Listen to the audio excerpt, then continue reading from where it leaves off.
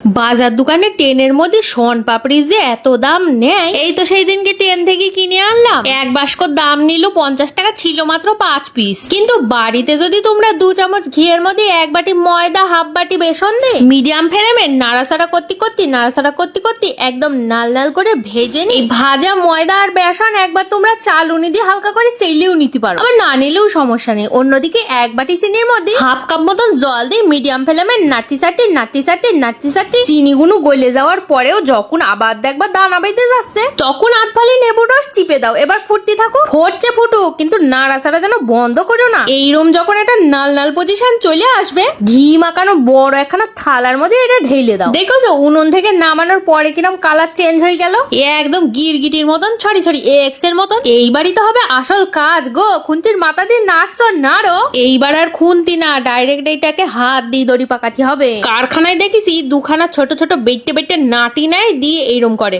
আমাদের কাছে তো ওইরম জিনিস নেই, তাই তোমাদের মানুষ হাত দিয়ে এরম করছে। পারলে সাইডে একটা বরফের চাই রেখে মাঝে মধ্যে বরফের উপরে হাত দিয়ে হাতটা একটু ঠান্ডা করে নিবা। তবে তোমাদের মানুষের দরকার পড়িনি, ছুপা রোমেন কিনা। এইবার ময়দা বেসনের সেই ভাজা গুঁড়োটা চিনির উপরে ছড়িয়ে দিয়ে এরম করে পাকিয়েই যেতে হবে, দড়ি পাকানোর মতন করে পাকিয়েই যেতে হবে। দেখো আমি কিন্তু একটু কাট মারিনি, শুধু ফাস্ট ফরওয়ার্ড করে দিই, যাতে তোমরা এই পুরো প্রসেসটা ভালো মতন করে বুঝে যেতে পারো। যাই হোক 10 মিনিট ধরে এরকম করে পাকি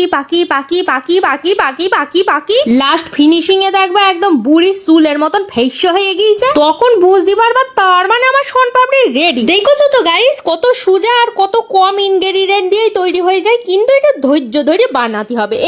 এইবার আর কি ডাইরেক্ট তোমরা এরকম ভাবেও খেতে পারো, কিংবা ছোট একখানা বাটির মধ্যে এরকম কিশমিশ অথবা পেস্তা দিই, তার উপরে একটুখানি এরকম শনপাপড়ি দিই শেপ করে অন্য একটা থালার মধ্যে এরকম ভাবে বসিয়ে দাও, থালি রেডি হয়ে যাবে বাজার দোকান ট্রেনের মতন শনপাপড়ি। এই জিনিস বানাতে আমাদের ওই 20 টাকা মতন খরচ হয়েছে, আর বানানো হলো 1 থালা শনপাপড়ি। খালি বলো দিন, এই দোকান বাজার থেকে কিনতে গেলি এতগুলো শনপাপড়ির কত দাম পড়তো? কমেন্টে জানা দিয়ে আমাকে যেন ভুলে যেও না। আর বাড়িতে অবশ্যই একবার ট্রাই করে দেখো, দারুণ খেতে হয়। এইরকম নতুন ভিডিও দেখতে ফলো সাবস্ক্রাইব করো।